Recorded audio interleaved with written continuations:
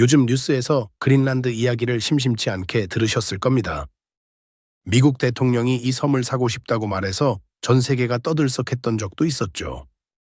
하지만 정작 이 거대한 땅이 어떤 역사를 품고 있는지 그 깊은 속사정을 아는 사람은 그리 많지 않습니다.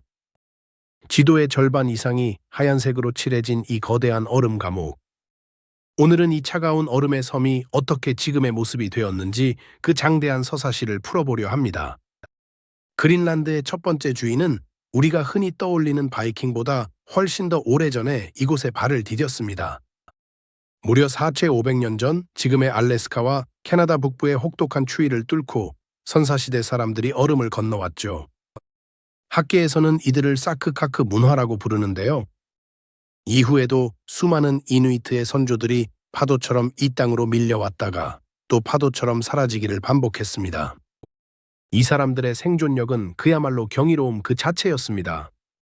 영하 40도를 넘나드는 살인적인 추위 속에서도 그들은 물개를 사냥하고 고래를 잡으며 생명을 이어갔습니다. 그린란드, 즉 초록색 땅이라는 이름과는 정반대로 이 땅의 80%는 영원히 녹지 않는 빙하로 덮여 있었지만 말이죠. 해안가는 그들에게 삶을 허락한 유일한 안식처였습니다. 그런데 10세기 후반, 이 얼음의 땅에 전혀 예상치 못한 이방인들이 나타납니다. 바로 바다의 약탈자 바이킹이었습니다. 912년 아이슬란드에서 살인죄를 저지르고 추방당한 붉은 에이리크라는 사내가 서쪽으로 뱃머리를 돌립니다. 그는 우연히 거대한 섬을 발견하고 3년 동안 탐험한 뒤 다시 고향으로 돌아가 사람들을 모으기 시작했죠. 이때 그가 사용한 마케팅 전략이 정말 기가 막힙니다. 인류 역사상 최초의 과대 광고라고 봐도 무방해요. 얼음으로 뒤덮인 이 척박한 땅에 그린란드, 그러니까 초록색 땅이라는 이름을 붙인 겁니다. 사람들을 끌어모으기 위한 일종의 대규모 부동산 사기였던 셈이죠. 그런데 놀랍게도 이 거짓말이 통했습니다. 986년 희망을 품은 수백 명의 바이킹들이 25척의 배에 나눠 타고 그린란드로 향했습니다. 비록 그중 절반 가까이가 바다에서 사라졌지만 입사척은 무사히 도착해 남서부의 정착촌을 건설했죠. 다행히 당시는 중세 온낭이라 불리던 시기여서 지금보다 기후가 훨씬 따뜻했습니다. 거짓말처럼 들렸던 초록색 땅이 해안가에서는 어느 정도 현실이었던 겁니다. 바이킹들은 이 땅에서 나름의 전성기를 누렸습니다. 최대 5,000명까지 인구가 늘어났으니까요. 그들은 가축을 키우고 물개를 사냥했으며 특히 바다코끼리 상아를 유럽에 수출하며 경제를 꾸려나갔습니다. 당시 유럽 왕실과 귀족들에게 바다코끼리 상아는 부의 상징과도 같은 최고급 사치품이었거든요.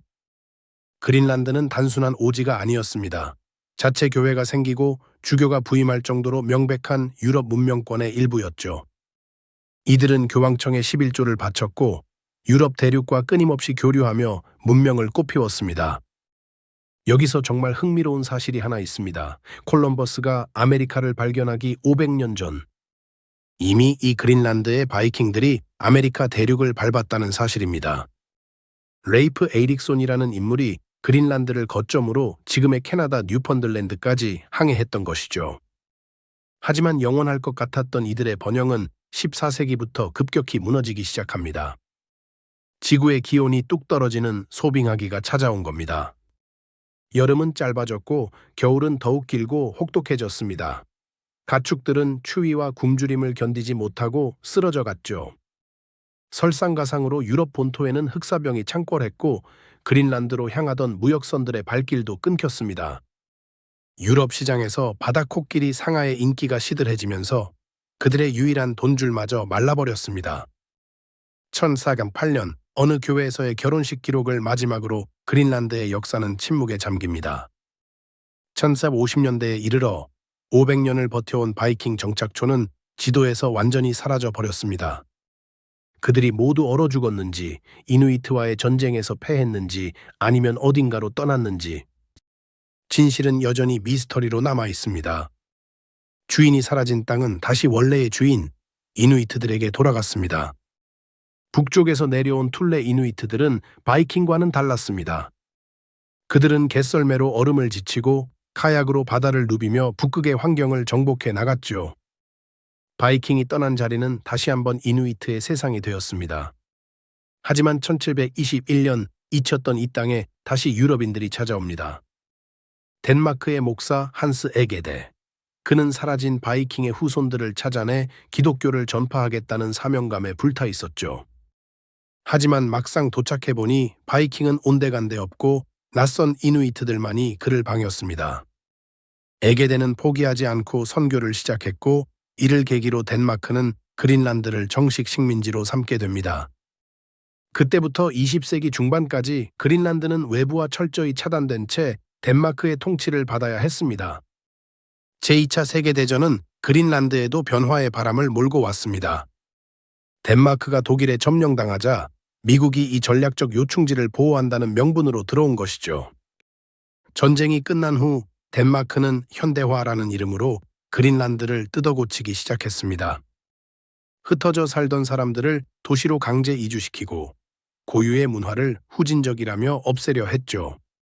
이 과정은 그린란드 사람들에게 씻을 수 없는 상처와 문화적 충격을 남겼습니다. 1970년대 마침내 자치에 대한 목소리가 터져 나왔습니다. 오랜 투쟁 끝에 2009년 그린란드는 사실상 독립국가에 가까운 강력한 자치권을 손에 넣었습니다. 오늘날 그린란드는 또다시 전 세계의 뜨거운 시선을 받고 있습니다. 아이러니하게도 지구온난화가 이 얼음의 땅에 새로운 기회를 가져왔기 때문입니다. 빙하가 녹으면서 그 밑에 잠자던 히토류, 우라늄 같은 엄청난 자원들이 모습을 드러낸 것이죠. 미국, 중국, 러시아 같은 강대국들이 앞다투어 이 땅에 눈독을 들이는 이유가 바로 여기에 있습니다. 바이킹의 정착지에서 식민지로, 그리고 이제는 자원전쟁의 최전선으로. 하지만 우리는 기억해야 합니다. 이 거대한 체스판 위에는 4피 500년 전부터 삶을 이어온 사람들이 있다는 사실을요. 지금 그린란드를 둘러싼 수많은 논쟁 속에서 정작 그 땅의 주인인 5만 6천 명의 목소리는 잘 들리지 않는 것 같습니다. 그들이 진정으로 원하는 미래는 무엇일까요? 그린란드의 이야기는 아직 끝나지 않았습니다. 어쩌면 지금이 가장 중요한 페이지가 쓰이고 있는지도 모르겠네요.